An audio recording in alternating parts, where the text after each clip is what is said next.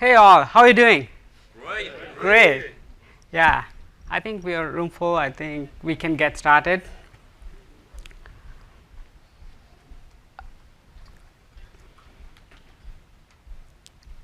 We're good to go.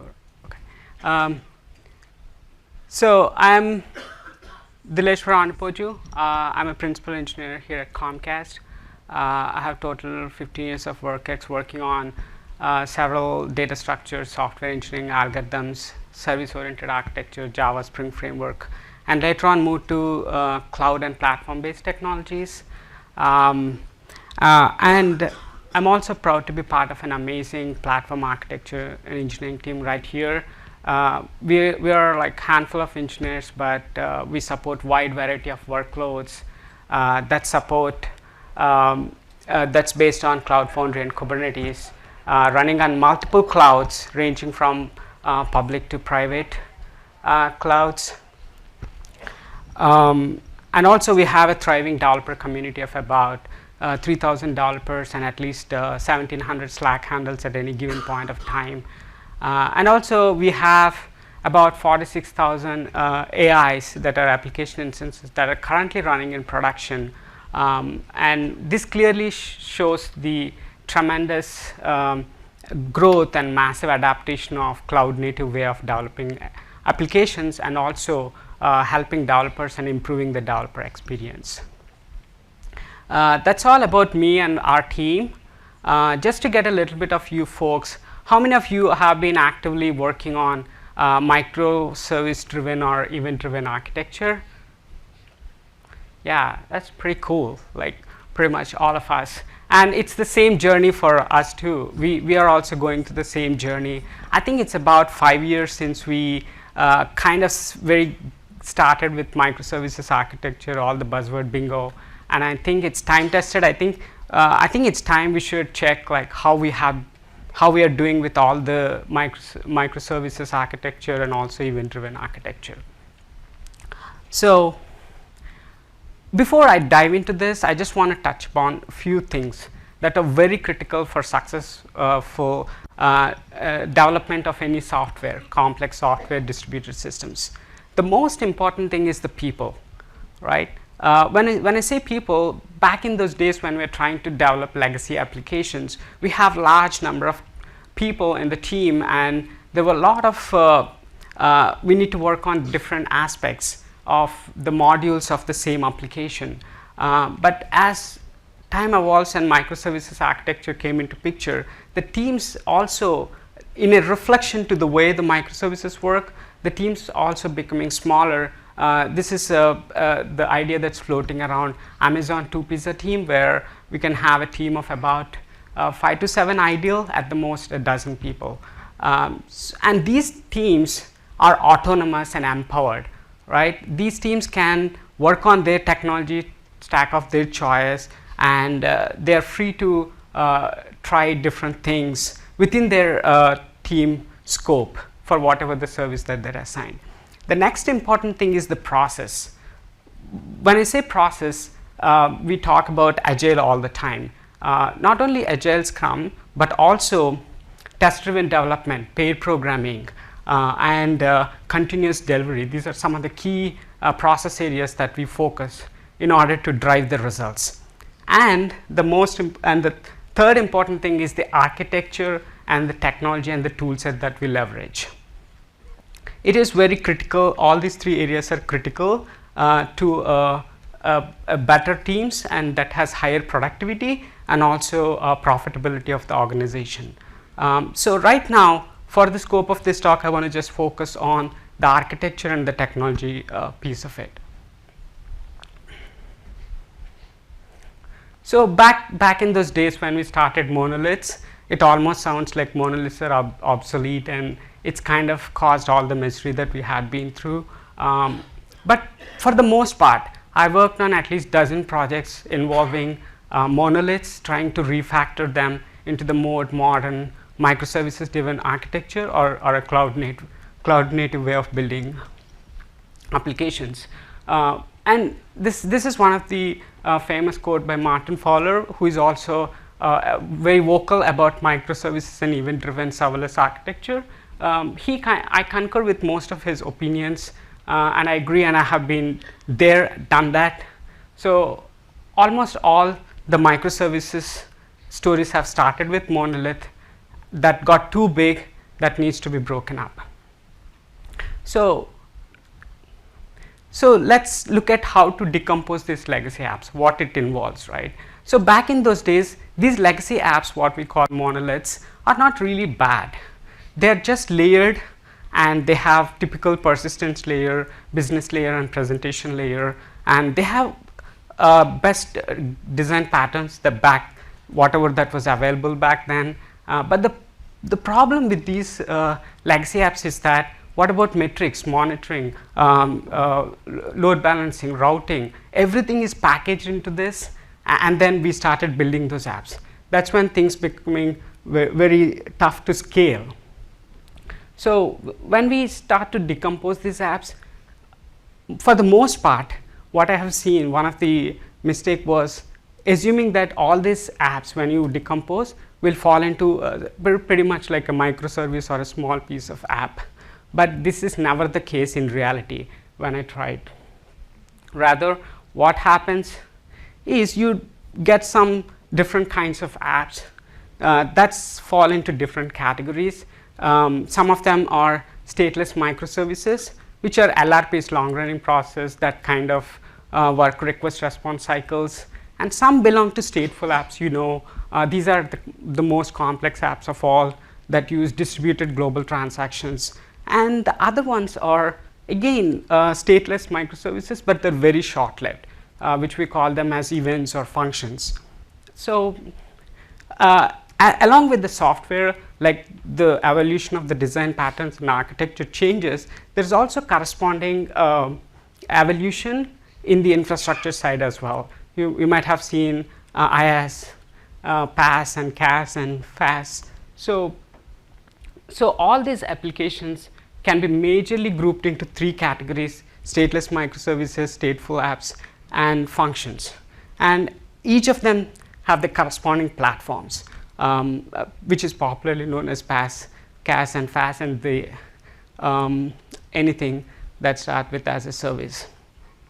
Again, the stateful apps are kind of not the majority as of today, because for the most part, you give any app, you can definitely convert it into a stateless microservice, even the one that has state with all the modern architectures. So primarily the focus was mainly around microservices and functions, which is a natural evolution. Functions are no different from microservices as well. So I will most of the time focus on the microservices or distributed systems for this talk. Let's take a quick example, right? That would make things more clear. Let's build an online store, okay?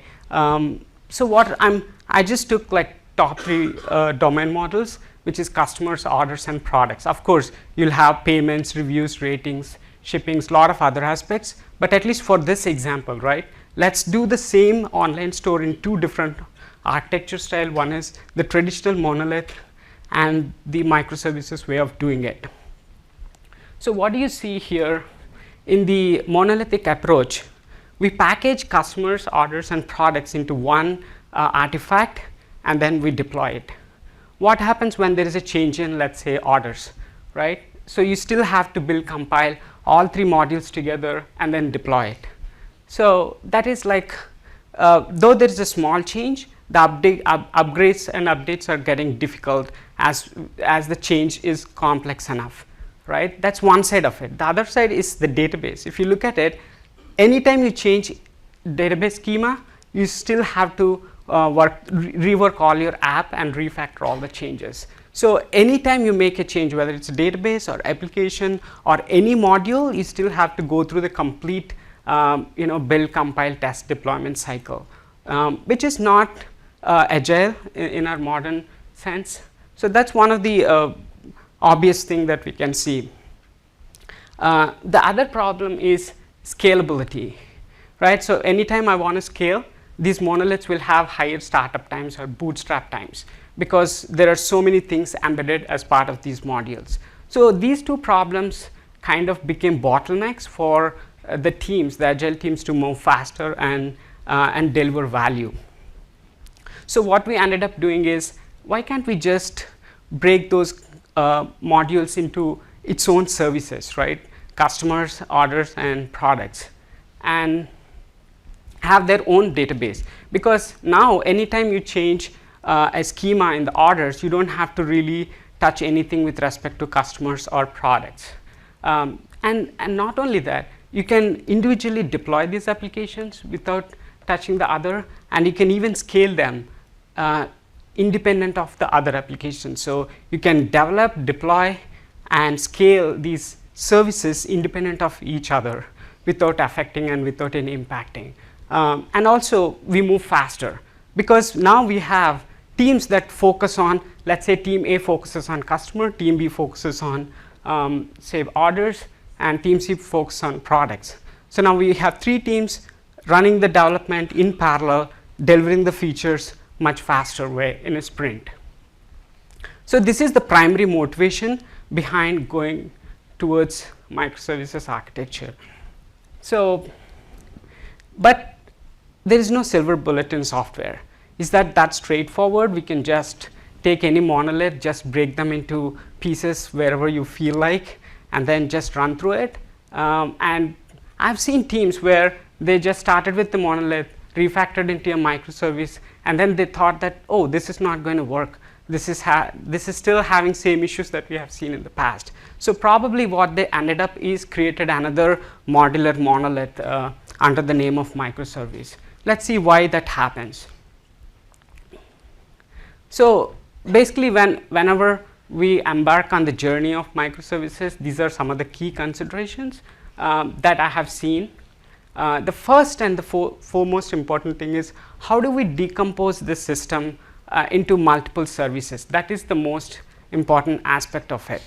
We cannot just convert those modules into different microservices just like that, because it's going to create a lot of synchronization issues later down the lane. The next frequently asked question is, why should we have multiple databases when we can just do with one single database? Because one of the good thing about monoliths, I'm saying monoliths, is that you have a single database, so you have the flexibility and the advantage of having ACID transactions, and any change that you make, you have a single place to look and single place to manage. So you don't have any issues with respect to managing the database. So those are some of the advantages, but that is not the main original intent. When you split up this single database into multiple databases, you have to think about, how are we going to manage the distributed transaction across multiple databases that are accessed by multiple services, right? That becomes very complex. But should you have single database or multiple database? Yes or no? Ideally, you should have a single database per service, so that your team can just focus on whatever the changes you own, you control it, and you have everything in scope.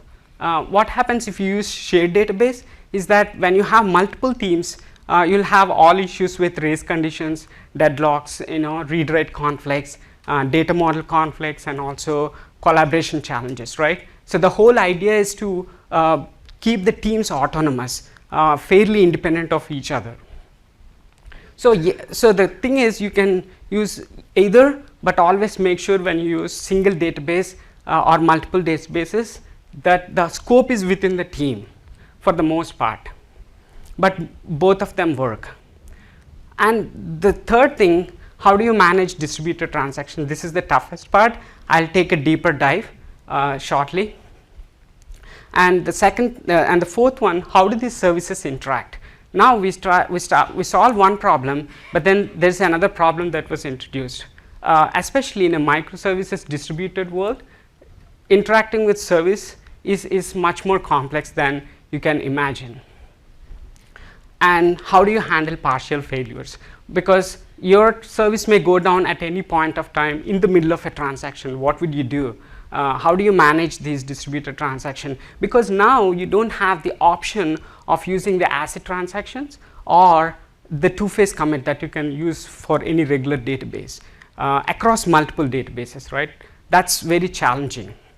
So these challenges are there, but these are not really hard to address. We can still address them, but the approach taken is completely different from the traditional way of looking at databases as two-phase commit or distributed transaction. That's the idea. So let's first look into partitioning the microservices, right? So what is the best strategy available to decompose this system that is a monolith into microservices? So there are a lot of popular lean architectures that are available right now. They are not new, but they're coming very to light and they're becoming more popular. You might have heard about hexagonal architecture, onion architecture, or clean architecture, or there is a screaming architecture too. And also along the same lines, there is a domain driven design.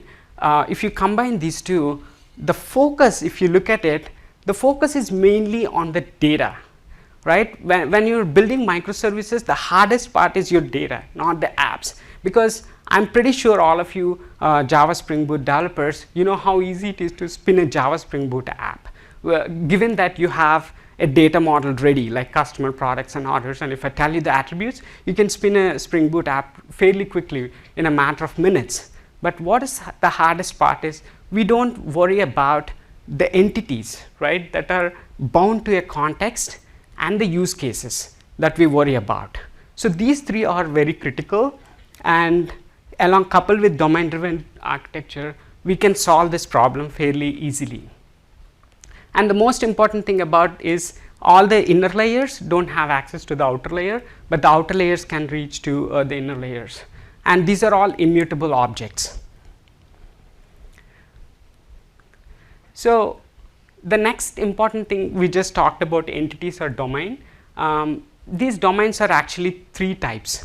The first one is the core domain object, which is typical data structures, right, like list, array list, vector, or hash map, hash table. All these are core domain models because they're not going to change with respect to whether you use that in the context of an online store or a healthcare product or a insurance product, right? So those remain same.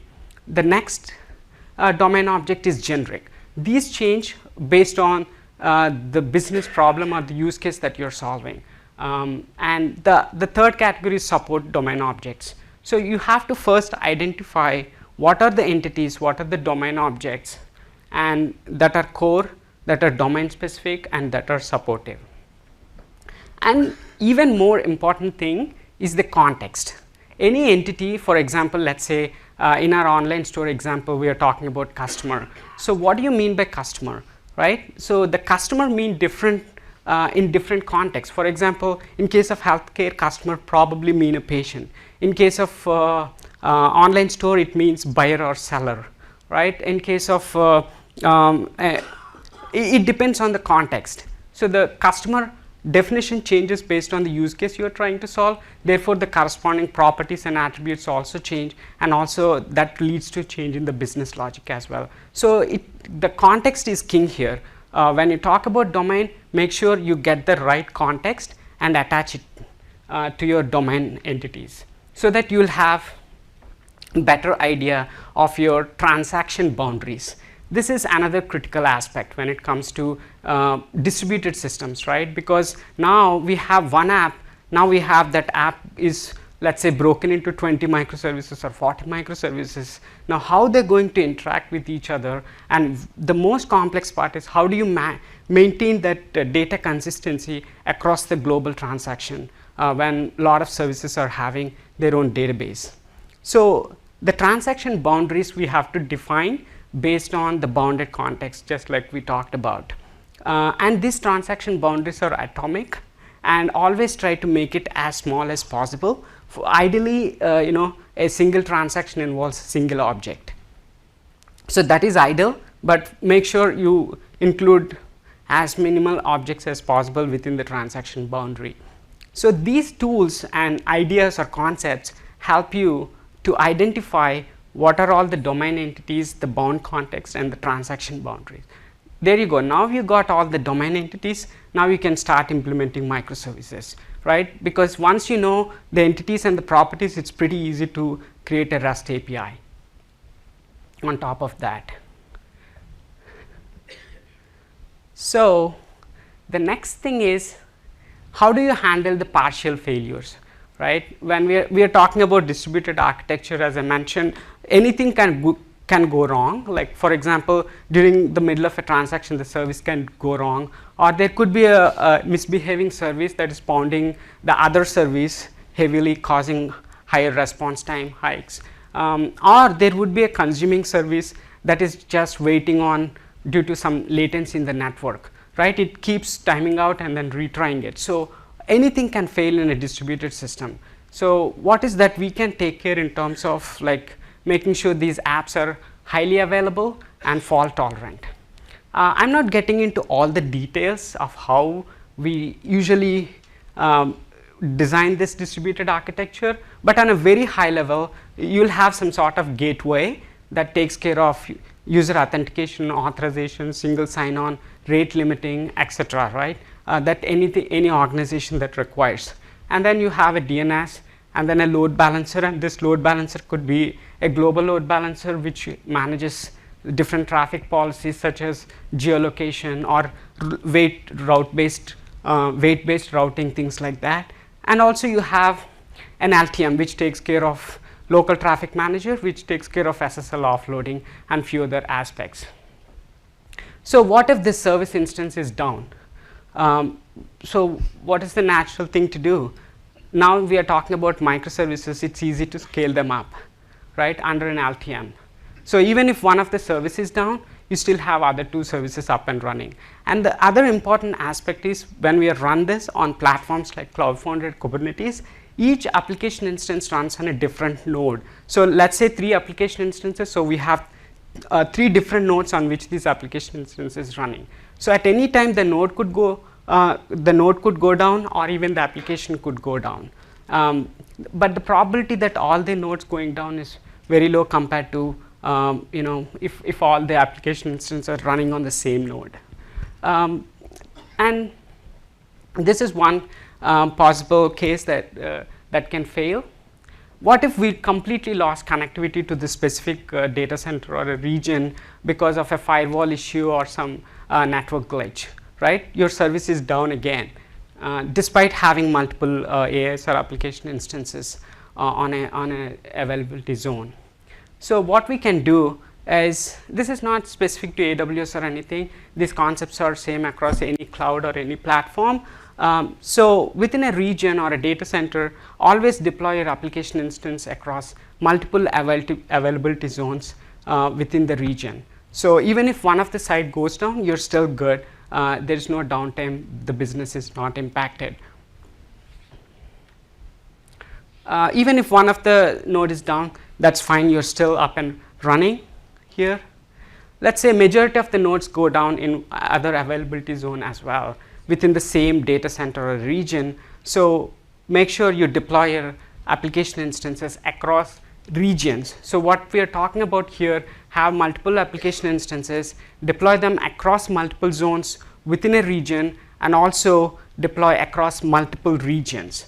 And you can extend this logic further and further, right? You could deploy this to multiple clouds, say Azure, AWS, GCP, or even your private cloud, or across multiple platforms such as Cloud Foundry.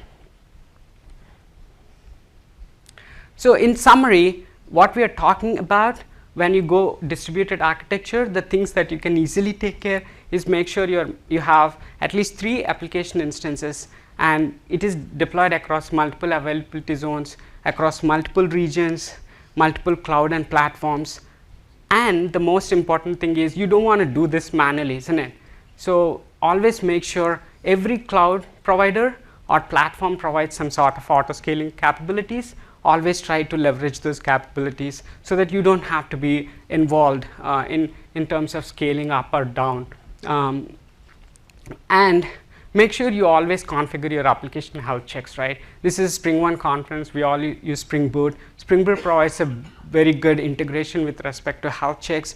Health checks is not just about port health checks, but also about HTTP health checks, right? So that you get a composite health check of all the underlying services, whether it's database, messaging service, you get overall health report, and therefore you can manage your auto scaling capabilities based on the application health check instead of the TCP health check.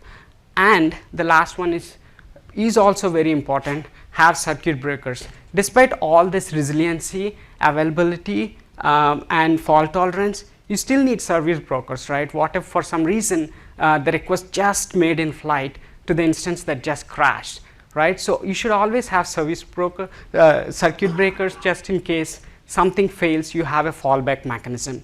So these are some of the lessons learned during our journey. Well, we are reaching the most complex part of it, right? Look at this service mess, or really a mess of all the services, right? So when we develop microservices, always make sure there are no synchronous calls, right? Again, one of the Martin Fowler, who's the advocate of microservice and event-driven architecture, he always says synchronous calls are considered harmful when you work in a distributed environment, right? Every time you make synchronous calls, one service to other, it becomes a service mesh, and anything could fail in between, and this causes the whole system coming down, right? Because of this mesh.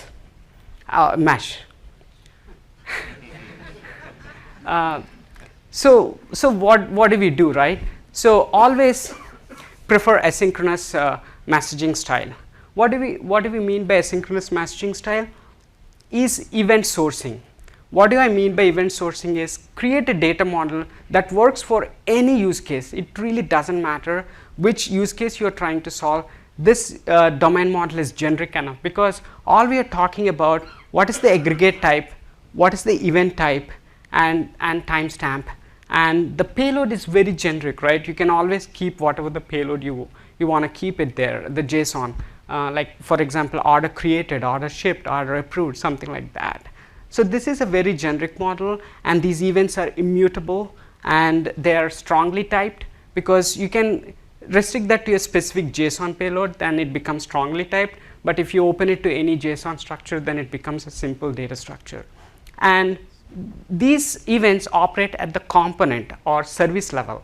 That is, these events are used only to communicate across microservices, right? Anytime an order is placed, the service is going to generate an event and then puts it on the table. But wait a minute, all this looks like a log file, right? Each entry is a log file, and this should be distributed, and it's also replicated. We all know a distributed replicated log is nothing but Kafka, right? So what we are hinting towards is always have a robust messaging service architecture, an eventing platform that can support all these events, so that in case of a failure, let's say an order is placed, but then the order was not processed, it's still on the queue, and it will be picked up later when the service comes up online. So you never lose any of those transactions. Without, the beauty is you're not looking at two-phase commit or ACID transactions that we used to deal with the race conditions, deadlocks, right? So we are free of all that, but still achieve the same outcome just by using a simple eventing model. So always when you try to build microservices, see if you can leverage the event-based communication using something, a data model like this.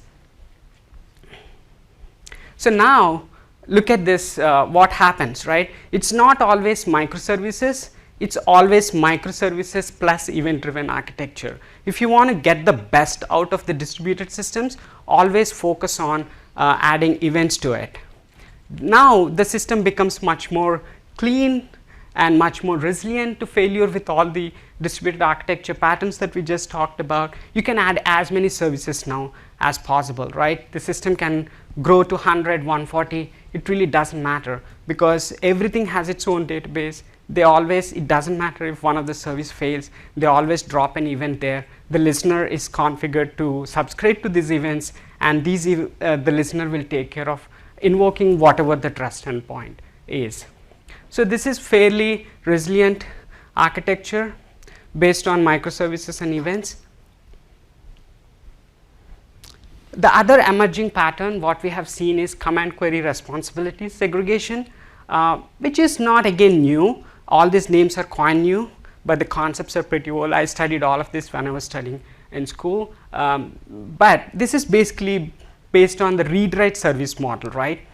So it all depends on the complexity and scale. So when you break down the microservice, see if there are operations like even in your REST API, you have get the minimum 4 verbs, right? See which of them are complex. For example, let's take the case of Twitter.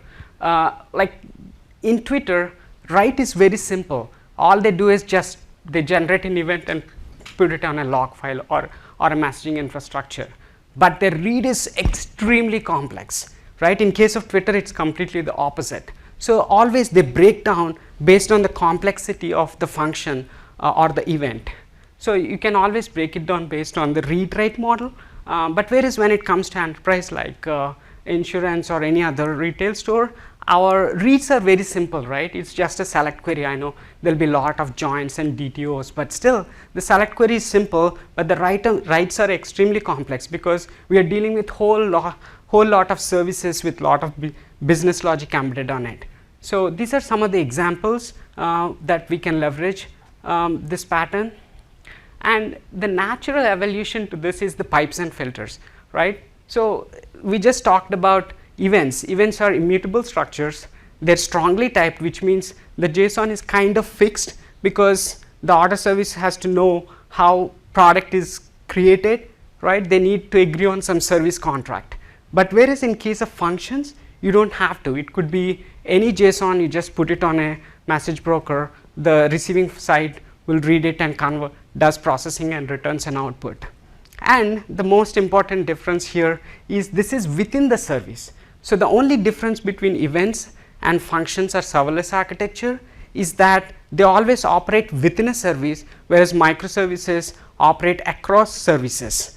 That's the only difference, but events and serverless architecture are just a natural evolution of microservices plus events. This is all the further reading, but before I conclude, this is microservices is a journey, it's not a destination. We have seen like monoliths to microservices to serverless architecture. This is just an evolution, right? Like think about the communication a century back. It used to be really slow. We used to write letters. It takes days, weeks and months, depending on the time travel. And then we came up with phones, landlines, and then we saw because of wiring and the mobility issues, we started with mobile, and now mobile is just used for calling. So let's use that for smartphones.